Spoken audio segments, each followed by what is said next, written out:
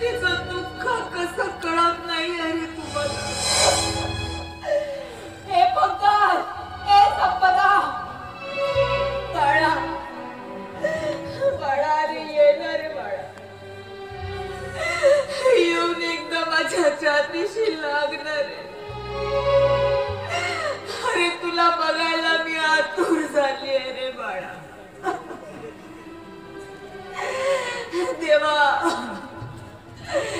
देवा सद्बुद्धी तेरी यांना. हे पंकज, हे संपदा, अरे द्या ना रे माझं बाळ मला, मला त्याला जवळ घ्यायचंय.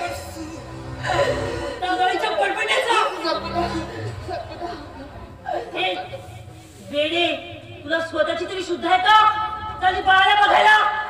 तुला बाळ मिळणार नाही. का नाही मिळणार माझं बाळ? का नाही मिळणार? जन्म दिलाय मी त्याला. पण तुम्ही नीट हलकट जन्मताच माझ्या बाळाला माझ्यापासून दूर करून द्या. तुम्ही तर जनावरापेक्षाही जनावर आहात. ते काही नाही, मला माझं बाळ दे. तुला बाळ हवंय? हा?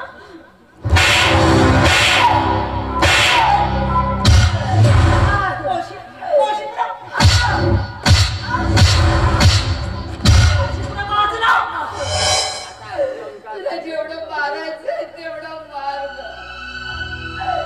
पण एकदा मला माझं ताना दाखव.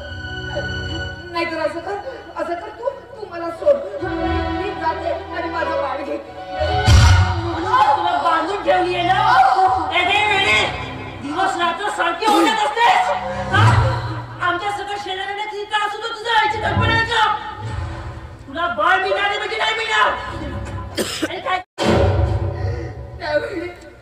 त्यावेळी तुमचा हा कावा माझ्या लक्षात आला.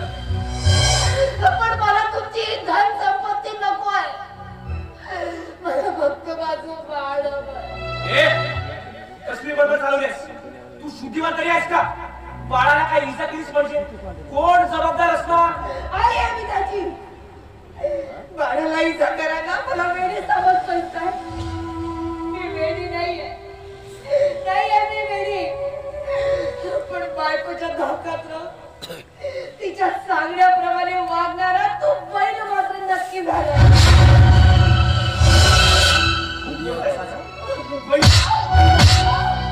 माझी मोठी बहीण म्हणून तुझा विचार करतोय, पण तुझ्या मर्यादा आणखी वाढत चालल्या.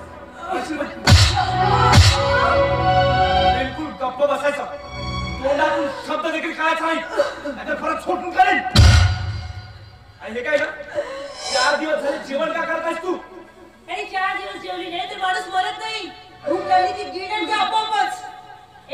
वेडे, ते अन्न खायचं मुकाट्याने. आणि रोज शिजवलेलं अन्न वाया घालवायला आम्ही काही एवढे श्रीमंत नाही आहोत. तर खाते मुकाट्याने. मी त्या अन्नपाण्याला शिवणार सुद्धा नाही. माझ्या बाळाला बघितल्याशिवाय मी हाती लावणार नाही. मी अशीच मरून जाईल. पण बाळ तुला मिळणार नाही. संपदा, मी तुमच्या पाया पडतो.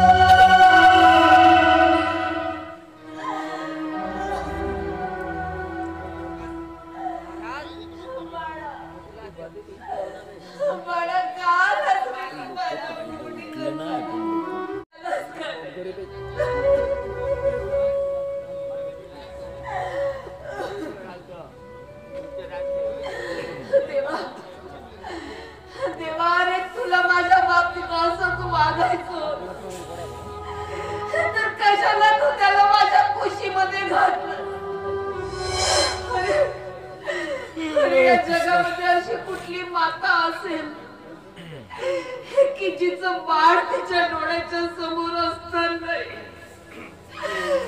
ती त्या बाळाला जवळ घेऊ शकत नाही. पण माझ्या नशिबी ते सुख नाहीये.